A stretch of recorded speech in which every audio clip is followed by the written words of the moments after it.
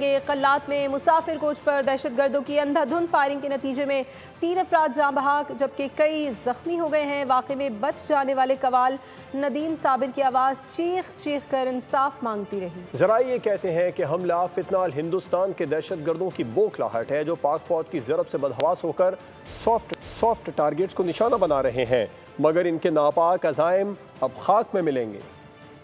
बलूचिस्तान के इलाके कल्लात में खून की होली। कराची से कोयटा जाने वाली मुसाफिर कोच पर नामालूम मुसल्लह अफराद की अंधाधुंध फायरिंग। 3 मुसाफिर मौके पर ही जाँ बहक के मुतअद्दिद जख्मी हो गए। 2 की हालत तशवीशनाक है। कल्लात के नमरक के मुकाम पर पेश आने वाले इस बुज़दिलाना हमले के बाद सिक्योरिटी फोर्सेज और रेस्क्यू टीमें फौरन जाए वक़ुआ पर पहुंची। वाक़े में बच जाने वाले कवाल नदीम साबिर के तासुरात ने दिल दहला दिए। उनका कहना था कि हम कवाल लोग हैं, हम तो लोगों के लिए दुआएं करते हैं, हमें किस बात की सजा दी गई।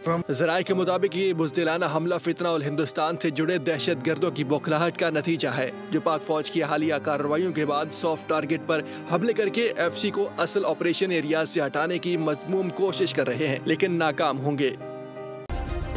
सब्सक्राइब करें और बेल दबाएं ताकि कोई खबर रह न जाए।